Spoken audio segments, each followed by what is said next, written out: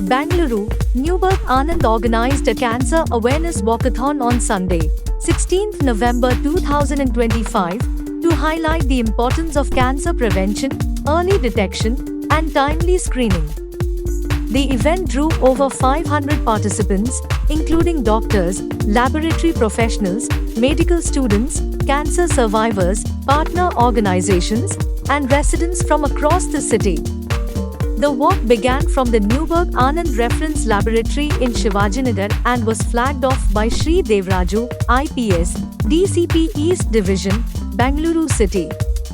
He was joined by Dr. Sujay Prasad, Chief Medical Director, and Ms. Aishwarya Vasudevan, Group Co of Newburgh Diagnostics. Participants marched with placards carrying messages like "Early detection saves lives" and "Fight cancer with hope." Reinforcing the collective fight against the disease, Karnataka faces a high cancer burden, recording around 87,000 new cases each year and a prevalence of more than 2.3 lakh cases. With an incidence rate of 101.6 per 100,000 people, the state accounts for nearly 6.2% of India's total cancer burden.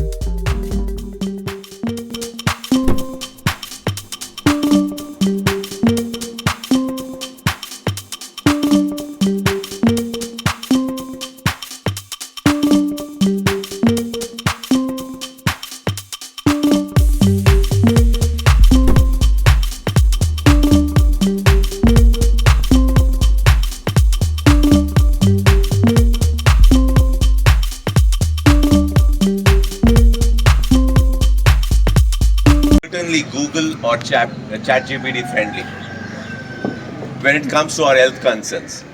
While I am glad to see this enthusiasm for information, I also remain cautious about the quality of information we consume and how we interpret it. As we all know, India unfortunately leading in several types of malignancies. And if current trend continues, many more could join the list. This makes it even more important for us to come together with awareness, determination, and responsibility to prevent, identify, and manage cancer at its earliest stages, thereby reducing both morbidity and mortality. Some important points to remember. Okay, so very important things is maintain a good lifestyle, healthy lifestyle. Say no to obesity. Say yes to regular physical activities, follow a balanced diet, ensure adequate rest and sleep, avoid all forms of tobacco, take precautions to reduce exposure to air and water pollution, take necessary vaccinations that prevent certain malignancies, undergo timely screening in consultation with your doctor, pay extra attention if you are at high risk due to lifestyle, family history, or occupational exposure. Be aware of comorbid conditions such as diabetes and hypertension and thyroid disorders. Many a time, even these lead to malignancies. Understand age and gender-specific cancers and the importance of proper screening.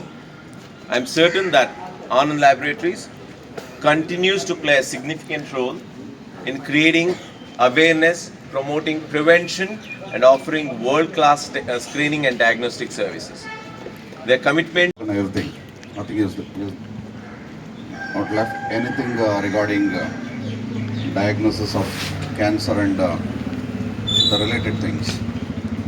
So, ಅಚ್ಚ ಕನ್ನಡದಲ್ಲಿ ನಾನು ಒಂದೇ ಎರಡು ಮಾತು ಮಾತಾಡ್ಬೋದಲ್ವಾ? November ತಿಂಗಳಲ್ಲಿ ಕನ್ನಡದಲ್ಲಿ 2 ನಿಮಿಷ ಮಾತಾಡೋಣ ಅಲ್ವಾ? ಸೊ ಯಾಕೆಂದರೆ I am from Kolar. So ಕೋಲಾರಲ್ಲಿ ಕನ್ನಡ ರಾಜ್ಯೋತ್ಸವ ಮಾಡುವಾಗ ದೊಡ್ಡ ಫಂಕ್ಷನ್ ಮೇಲೆ ಎಲ್ಲ ಈಗ ನಿಂತಿರ್ತಾರೆ ಆರ್ಗನೈಸರ್ಸ್. ಸೊ ಕರ್ನಾಟಕದಲ್ಲಿ ಕನ್ನಡವೇ ಮೊದಲು, ಕನ್ನಡವೇ ಮುಖ್ಯ ಅಂತ ಅಲ್ಲಿ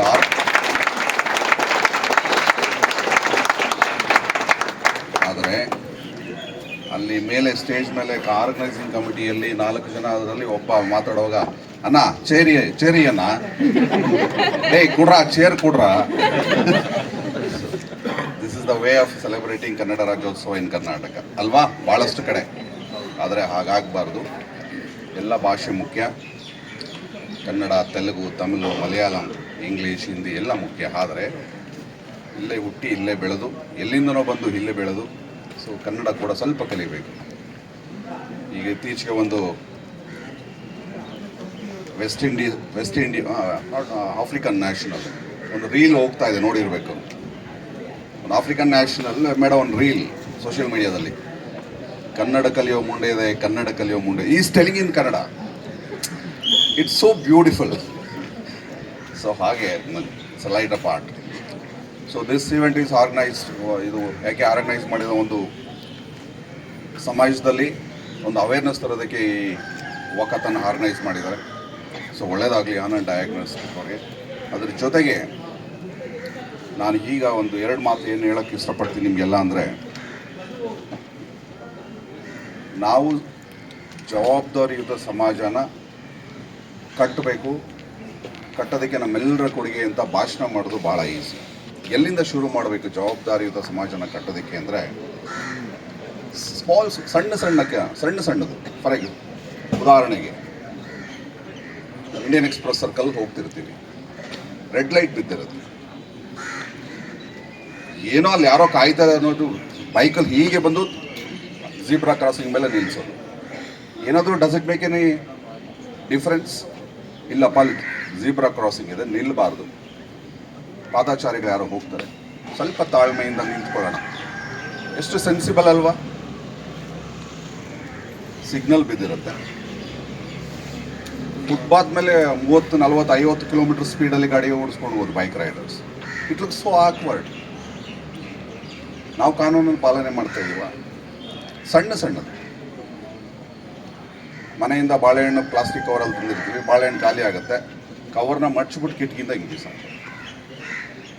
ಎಷ್ಟು ಅಸಹ್ಯ ಅನಿಸುತ್ತಲ್ವ? ಭಾಳಷ್ಟು ಜನ ಮನಸ್ಸಲ್ಲಿ ಹೋಗ್ತಾ ಇರ್ಬೇಕೀಗ ಅಲ್ವಾ?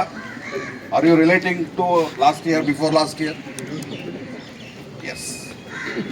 ಇತ್ತೀಚೆಗೆ ಪೊಲೀಸ್ ಮಾರ್ಷಲ್ಸ್ ಒಂದು ಕಾರ್ಯಕ್ರಮ CMR ಯೂನಿವರ್ಸಿಟಿಯಲ್ಲಿ ಮಾಡ್ತಾ ಇರಬೇಕಾದ್ರೆ ಆ ಮಕ್ಕಳಿಗೆ ಒಂದು ಒಂದು ಎಕ್ಸಾಂಪಲ್. ಯಾಕೆ ಪ್ರಪಂಚದಲ್ಲಿ ಅದರ್ ದ್ಯಾನ್ ವಾರ್ ರಿಲೇಟೆಡ್ ಬಿಟ್ಟರೆ ಇಸ್ರೇಲ್ ದೇಶದ ಬಗ್ಗೆ ಯಾಕೆ ನಾವು ಭಾಳಷ್ಟು ಮಾತಾಡ್ತೀವಿ? ಇಸ್ರೇಲ್ ಯಾಕೆ ಎಲ್ಲದರಲ್ಲೂ ಮುಂದೆ ಇದೆ? ವಾರ್ಫೇರ್ ಪ್ರೊಡಕ್ಷನಲ್ಲಿ, ಅಗ್ರಿಕಲ್ಚರಲ್ಲಿ ತಗೊಳ್ಳಿ, ಮಿನಿಮಮ್ ಏರಿಯಾದಲ್ಲಿ maximum cultivation. Medical field mostly I think doctors must be knowing, even in medical field advanced technologies. ಯಾಕೆ ಇಸ್ರೇಲ್ ಸಣ್ಣ ಪುಟ್ಟ ದೇಶ ಎಲ್ಲದರಲ್ಲೂ ಮುಂದೆ ಇದೆ ಅಂದರೆ, ಯಾರು 18 ವರ್ಷ ಕ್ರಾಸ್ ಆಗಿರ್ತಾರೆ ಅಲ್ಲಿ ಕಂಪಲ್ಸರಿ ಅವರು ಹೋಗಿ ಆರ್ಮಿಗೆ ಸೇರ್ಕೊಳ್ಬೇಕು. 18 ವರ್ಷ ಆದಮೇಲೆ ಆರ್ಮಿಗೆ ಹೋಗಿ ಯುದ್ಧ ಮಾಡೋ ಅವಶ್ಯಕತೆ ಇಲ್ಲ.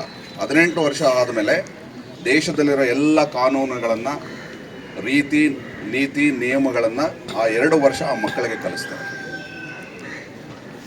ನಾವು ಯಾವುದಾದ್ರು ಒಂದು ಕೇಸ್ನಲ್ಲಿ ಹಿಡ್ಕೊಂಡು ಬಂದರೆ, 5 ಜನ ಹಿಡ್ಕೊಂಡು ಬಂದರೆ ಅದರಲ್ಲಿ 4 ಜನ 18ರಿಂದ 25 ವರ್ಷದ ಒಳಗಡೆ. ಸೊ ನಮ್ಮ ದೇಶದಲ್ಲಿ ಏನು ಮಾಡ್ತಾ ಇದ್ದಾರೆ? ಔಟ್ ಆಫ್ ದ ಟ್ರ್ಯಾಕ್ ಹೋಗಿ ಮಕ್ಕಳು ದಾರಿ ತಪ್ಪಿದ್ದಾರೆ. ಇಲ್ಲಿ ಭಾಳಷ್ಟು ಪೇರೆಂಟ್ಸ್ ಇದ್ದೀರಿ, ಯಂಗ್ಸ್ಟರ್ಸ್ ಇದ್ದೀರಿ. Today my advice is, please dissociate from some of the things and social evils and social anti social elements ಆಗೋದಕ್ಕೆ ಭಾಳಷ್ಟು ದಾರಿಗಳಿವೆ. ಆ ದಾರಿಗಳನ್ನ ಬಿಟ್ಟು ಸರಿದಾರಿಯಲ್ಲಿ ಮಕ್ಕಳನ್ನು ನಡೆಸಬೇಕು ಅಂತ ಬೆಳಗ್ಗೆ ಒಂದು ಸಂದೇಶ ಕೊಟ್ಟು ನನ್ನ ಮಾತುಗಳನ್ನ ಮುಗಿಸ್ತೀನಿ. Thanks for inviting.